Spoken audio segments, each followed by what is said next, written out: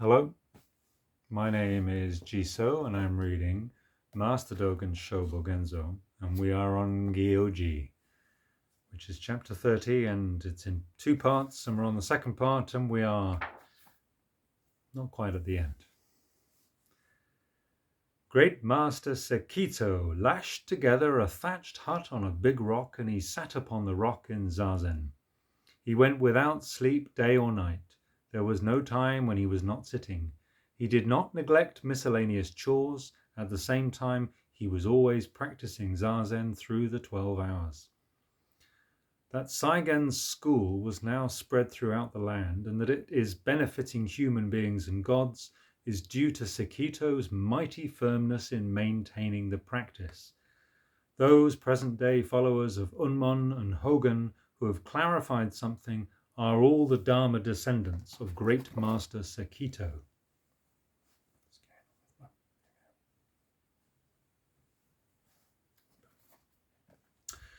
Zen Master Dai, the 31st Patriarch, after meeting at the age of 14 the Great Master who was the third Patriarch, laboured in his service for 9 years. Having already succeeded to the ancestral customs of the Buddhist patriarchs, he regulated the mind and went without sleep, his side never touching a bed for a small matter of 60 years.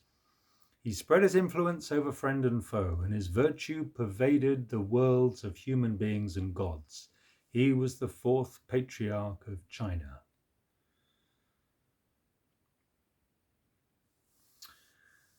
In the 17th year of Jōkan, the Emperor Taisho,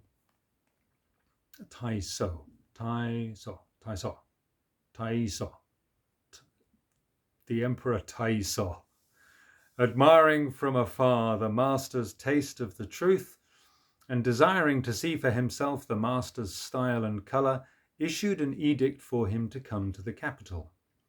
3 times altogether the master offered to the throne letters of humble apology, eventually declining by citing ill health. The 4th time the emperor ordered his messenger, "If he will not come in the end, bring me his head." The messenger went to the mountain and warned of the emperor's command. The master at once stretched out his neck towards the sword, his spirit and his complexion unblenched. The messenger was astonished at this. He returned and issued his report. The emperor's admiration grew all the stronger. He bestowed on the master a gift of precious silk and let him have his own way.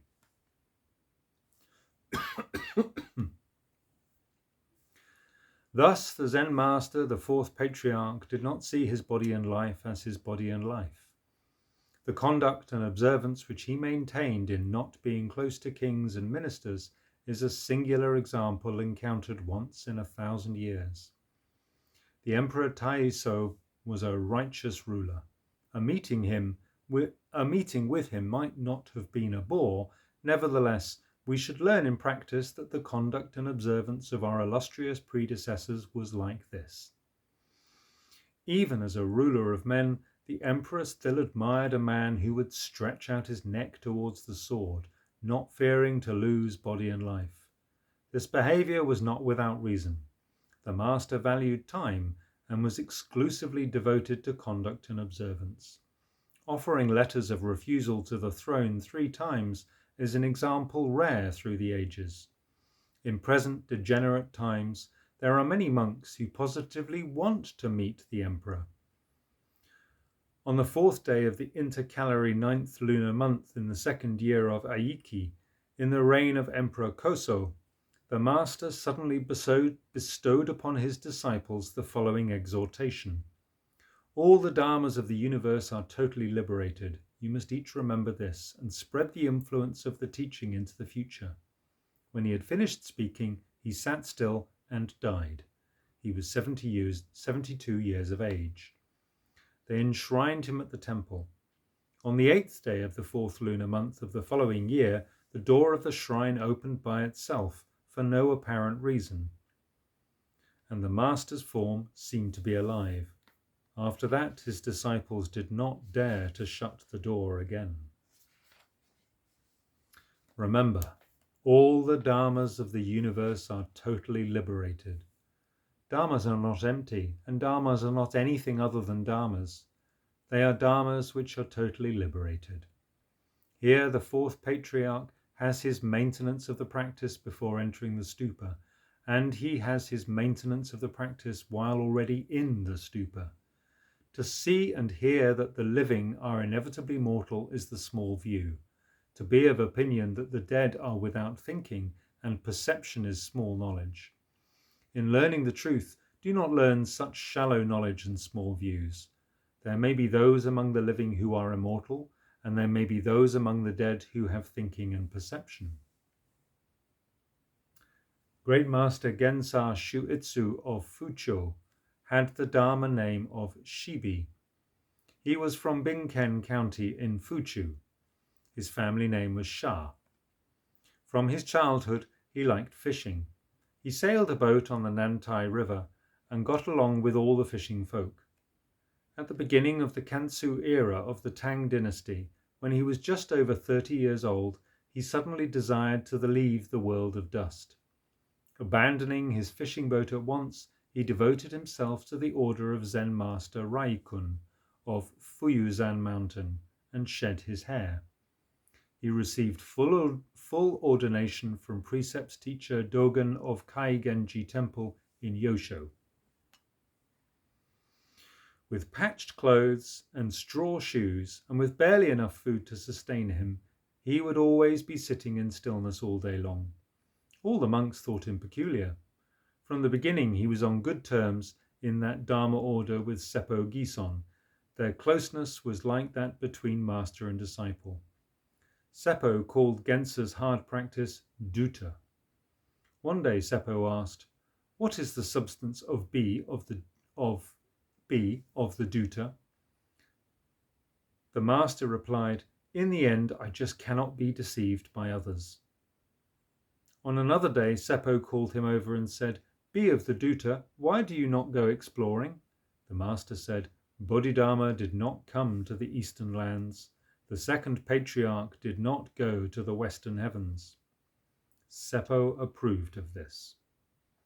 Eventually Gensa climbed Zoku Tsuzan mountain, and he and the master pooled their efforts to bind and build a humble temple where a group of profound individuals came together. The master Seppo allowed them to enter his room and glean his conclusions no matter whether it was dawn or dusk. If among the students of the profound who came from all directions there were any who had an unresolved problem, they would inevitably turn to the master and ask for his teaching. In such cases, Master Seppo would say, "Ask B of the dutta." The master Gensa, in his charity, would then duly apply himself to this task unremittingly. Such behavior would have been impossible if it were not for his outstanding conduct and observance. His conduct and observance of sitting in stillness all day long is a rare example of conduct and observance. There are many who vainly run after sounds and forms, but few people who practice sitting in stillness all day long. Now, as students of later ages, and fearing that time is running out, we should practice sitting in stillness all day long.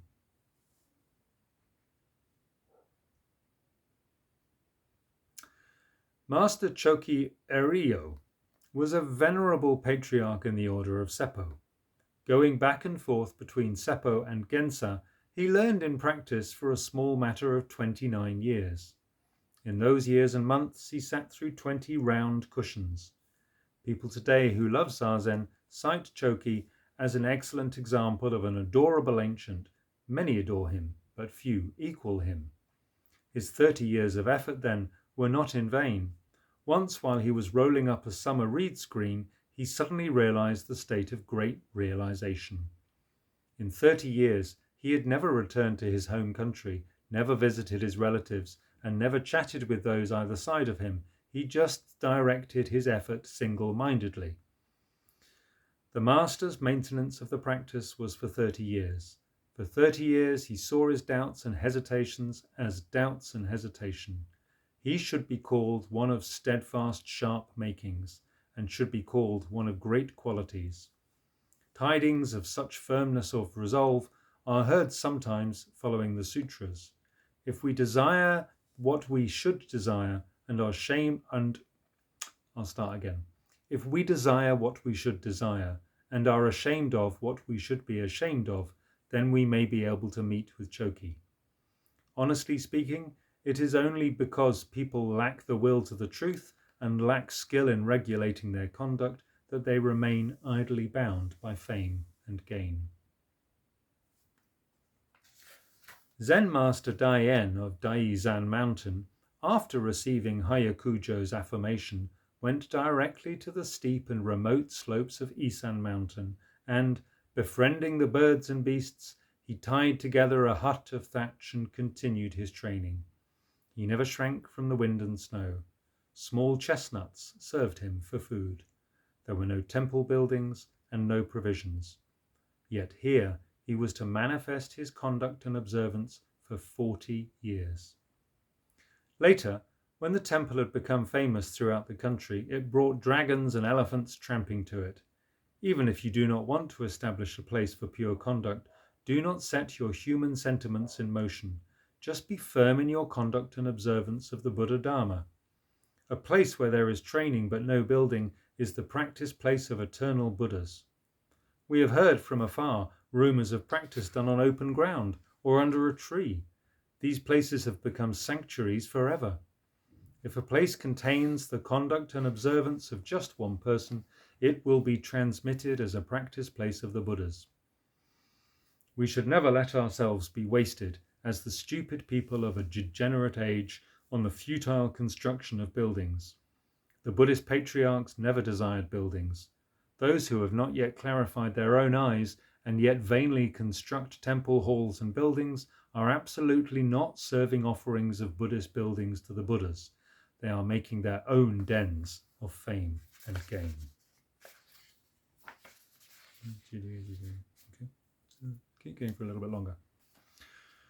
We should quietly imagine conduct and observance on Isan Mountain in those days of old. Imagining means thinking what it would be like for us now to be living on Isan Mountain, deep in the night, the sound of rain with such force that it might not only cut through moss but even drill through rocks. On a snowy winter night, birds and wild animals would be few and far between. How much less might smoke from human chimneys be able to know us? It was a vigorous existence that they could not have been so without conduct and observance in which Master Isan thought light of his own life and assigned weight to the Dharma. He was in no hurry to mow the undergrowth. He did not busy himself with construction work. He solely trained himself in conduct and observance and strove in pursuit of the state of truth. It is pitiable that an authentic patriarch who had received and maintained the right Dharma was troubled in the mountains by so much steep and rocky hardship. They say that Isan Mountain has ponds and streams, so the ice and fog must have been thick. It was a life of seclusion beyond a human being's endurance. Nevertheless, it is evident that his Buddhist state of truth and the profound solitude merged into one reality. We see and hear expressions of the truth that he practiced and observed in this state. We should not hear these expressions in a nonchalant posture. At the same time, conduct and observance does not recognize the debt of gratitude which we must strive to repay. That being so, even if we were listening nonchalantly, when we imagine the Isan Mountain of those days as if it were before our eyes in the present, how could any human-hearted student of later ages fail to be moved? Through the Bodhi power and the teaching influence of this conduct and observance on Isan Mountain, the wheel of wind does not move, the world is not broken, the palaces of gods are peaceful, and human nations are preserved. Even to those who are not the distant descendants of Isan, Isan may be an ancestral patriarch. Latterly, Kyōzan came there and served him. Kyōzan himself had been, in the order of the late Master Hayakujo, a Shariputra with 100 answers for every 10 questions. Yet he waited upon Isan, spending a further 3 years of effort watching over a buffalo. This was conduct and observance that in recent times has become extinct. It is nowhere to be seen or heard.